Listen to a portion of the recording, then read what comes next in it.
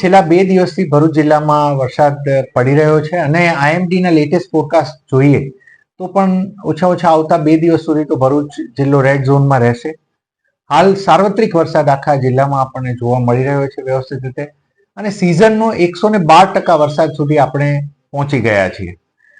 ભરૂચ જિલ્લામાં આપ જાણો છો તેમ સરદાર સરોવરમાંથી જે નર્મદા નદીમાં પાણી છોડવામાં આવે છે એની પણ ઇફેક્ટ સારી એવી અહીંયા રહે, કેમ કે અહીંયાથી જ ટી લેન્ડ ઉપર આપણે આવીએ છીએ.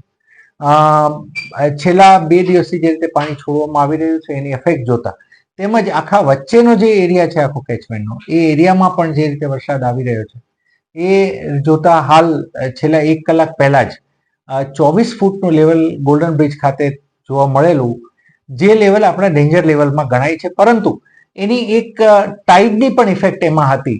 એ જો જેમ કે ટાઈડ જેવું ગયું તો હાલ એ લેવલ 24 થી નીચે આવી ગયું છે હાલના સંજોગોએ. હું જિલ્લાના તમામ નાગરિકોને હું અપીલ કરું છું કે હાલ 2 દિવસ તો હજી રેડ ઝોનમાં આપણા જિલ્લો છે. વહીવટી તંત્ર આપને લેટેસ્ટ અપડેટ્સ દરેક બાબતોમાં આપતું રહેશે અને હું મીડિયાના મિત્રો થકી પણ અમે એને સર્ક્યુલેટ કરતા રહીશું.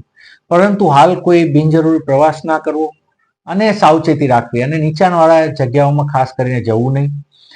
ડિઝાસ્ટર મેનેજમેન્ટની એક અમે ચેનલ પણ બનાવી છે, લોકો એને ફોલો કરે તો અપડેટ્સ એ વોટ્સએપ ચેનલ્સમાં પણ આવતા રહેશે.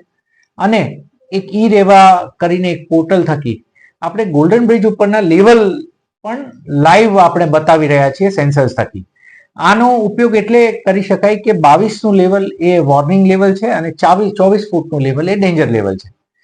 નાગરિકોને પોતાના મોબાઈલમાં આ લેવલ કેટલું છે ને બધું જાણવા મળી શકે છે, તો એમને પોતે પણ એક સચેત રહી શકે અને આગળ એને અમારી એલર્ટને પણ જોઈ શકશે એમાંથી.